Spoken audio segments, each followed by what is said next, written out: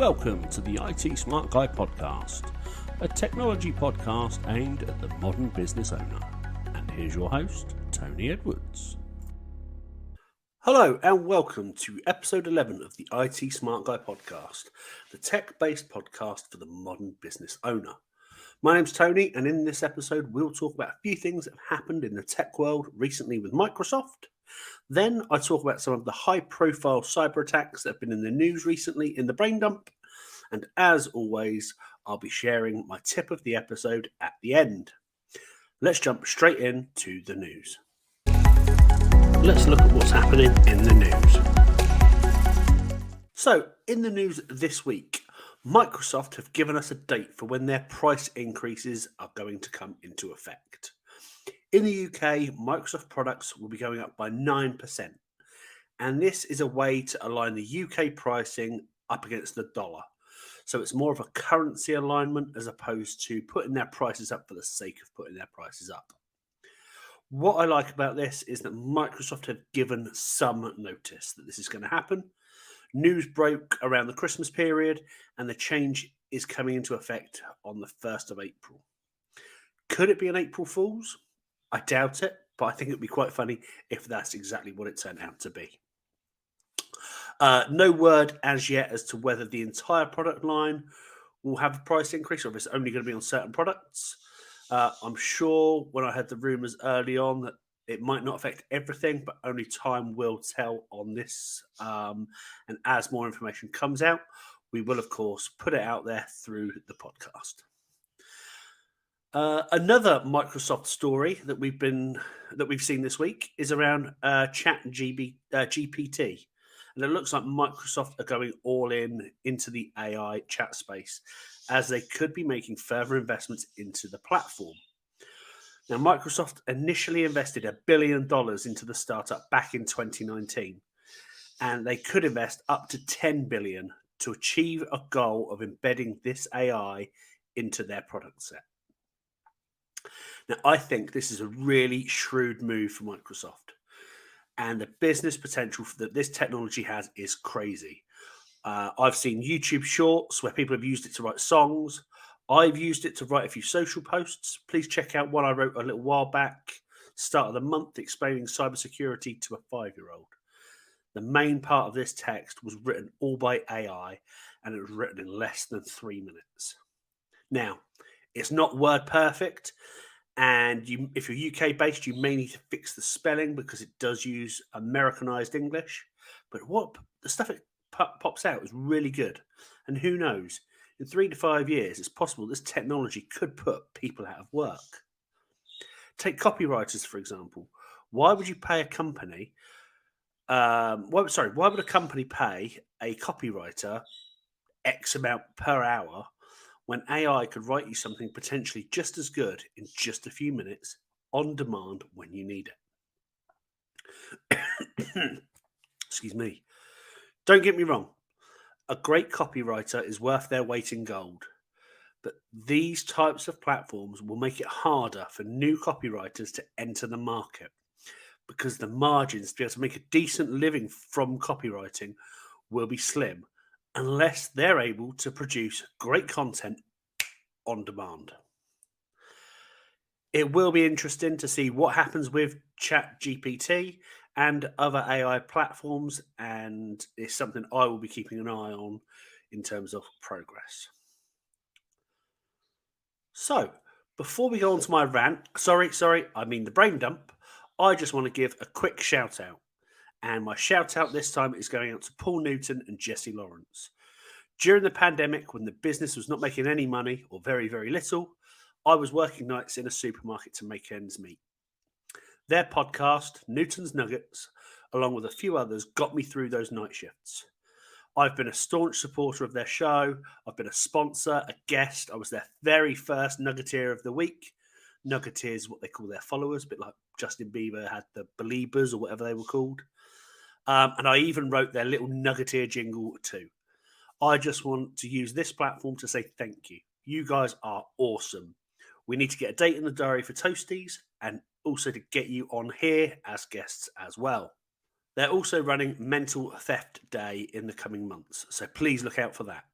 And if the rumours that are swirling are true, and if their people and my people can come to an agreement, I could even be speaking on the day. No blue M&Ms. So the very least I could do was give them a huge shout out on the show. Gents, thank you so much. So let's go on to the brain dump. It's time for the brain dump. Please be aware that in this part of the show, there are a few swear words. Holy shit.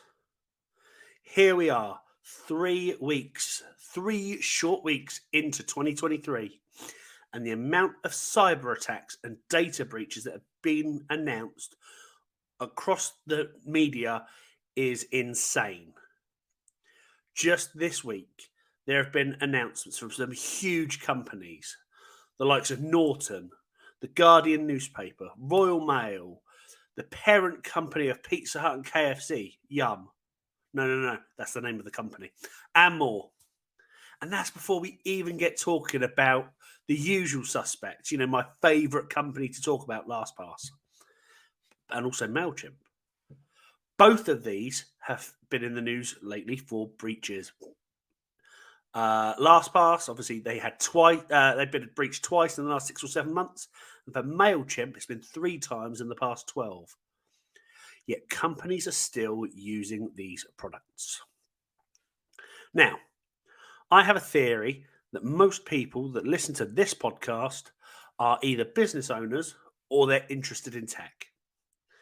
And most of these business owners will typically be at the smaller end of the business spectrum as opposed to huge corporates, though I could be wrong.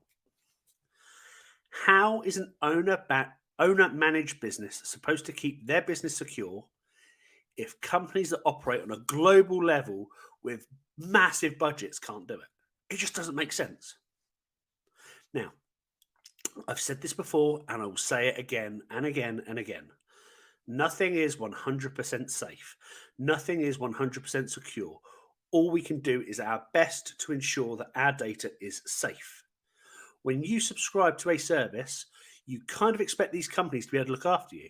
And at the end of the day, when you pay for a service, there is an expectation of a level of service, a standard to which you find it acceptable to hand over your cash. Over the past 12 months, have the likes of LastPass and MailChimp especially at least come close to meeting these expectations? If you ask me, they are nowhere fucking near. I can almost guarantee that if you were to ask any business owner who's got their head down, focused on moving their business forward, drumming up sales, doing marketing, those sorts of things, they haven't got a clue. And they don't care. As long as they're getting sales in the door, they don't care. Why would they? Their expertise lies in what they do. So, let's discuss an example. I have a friend who runs a window cleaning business.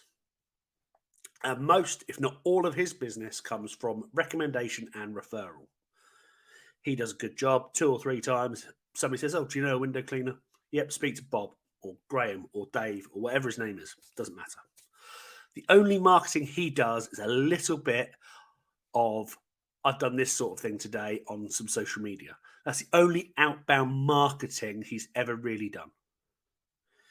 If all of a sudden he decided to send an email shot to all of his current clients or all of his former clients offering some sort of special offer, let's face it, the first thing he'll try to do is send them via traditional email. And a lot will either go to spam or won't deliver because of the email limits put in place by providers. So what's the next thing he'll do? I've heard about this email marketing stuff. He'll jump onto Google, he'll search for email marketing tool, and what comes up top of the list 99 times out of 100, especially when you're looking for something low budget? MailChimp. Because it's high, if not number 1 on Google, it magically has that element of trust. And let's face it, nobody really looks past page 2 on Google search anyway. So, he would use that service not knowing that it had potentially been breached 3 times in the last 12 months, not knowing it's been accessed maliciously and had data copied. Again, why would he? That's not his business. But he just wants it to work. I know there are businesses out there using MailChimp right now. If you're listening to this and you use MailChimp, please, please, please look for an alternative, because your data could be at risk. At the very least, change your passwords and turn on multi-factor authentication. Now, to my old friend LastPass. I've used LastPass for the better part of a decade. Always had MFA on as soon as it was introduced, and I've never had a problem. However, the way things have been handled over the last 6 months, especially around the data breaches, the way security professionals were essentially ignored for providing information on an issue around things like password iterations and stuff, has been poor. And that's me being nice. If you want more information on the whole LastPass security analyst stuff, dive into Reddit. There is so much stuff out there that you can read. From the IT industry people who I have heard speak or have spoken to, I know that they have lost faith in your product. And I've lost faith as well.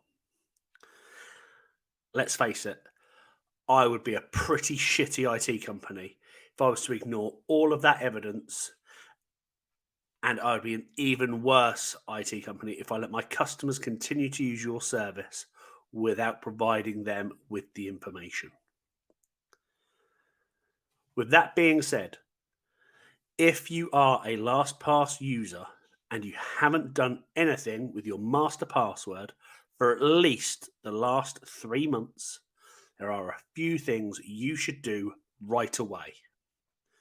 And by right away, I mean open another browser tab now if you're watching this on YouTube, or get your laptop on if you're listening to it on Spotify or something. Number 1, reset your master password to something completely new. Now, this was put out on the LastPass blog as their recommendation for staying safe after the first breach, and after the subsequent December breach as one way of maintaining integrity to your accounts. Number 2, enable multi-factor authentication. Why? It's another hoop for any potential malicious actors to jump through. Number 3, go and reset every single password you have stored within LastPass.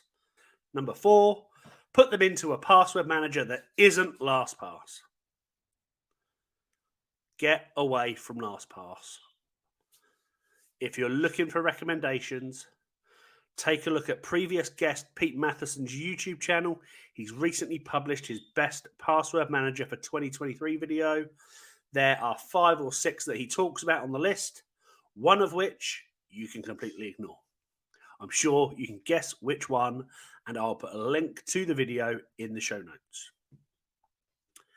If you're one of my customers, keep your eyes peeled for an email coming out in the next couple of days.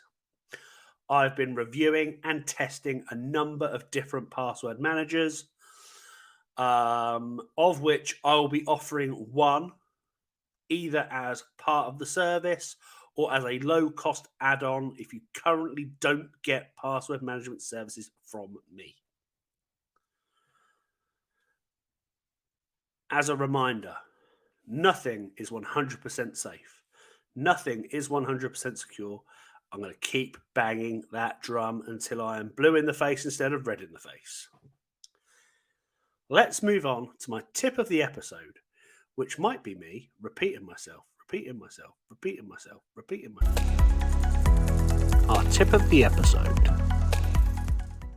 So, tip of the episode. Last time my tip was for you to review your passwords. This time round, it's simple. Move away from LastPass, and if you're a MailChimp user, look for alternatives. As business owners, heck, as individuals, your data is super important. And having your data saved in places that have been breached more than once could open you up to more targeted phishing attacks, if nothing else. More targeted phishing attacks is, best case scenario potentially. If you're not sure where to look for MailChimp alternatives, OmniSend did a blog article a couple of weeks ago comparing a number of different email marketing type solutions, with theirs coming out on top, of course. But it's a good place to look for options, and many of them have a free offering if budget is a problem, and I will put a link to that blog into the show notes as well. Please, please, please do as much as you can to keep your data safe. Good strong password, MFA on as a minimum. So we have reached the end of this episode. I have been Tony. I am the IT Smart Guy. Thank you so much for watching or listening. I truly hope you have found this insightful, and I look forward to speaking to you again in the next episode. If you have enjoyed this episode, please, please, please do give us some feedback, leave a review, give us a subscribe, and you can find us on YouTube, Spotify, Apple Podcasts, Grow Radio, or wherever else you may get your podcasts. Have a great rest of the day. Thanks for listening to the IT Smart Guy podcast. We hope you've enjoyed this episode, and we'd love for you to like and subscribe on your podcast platform of choice.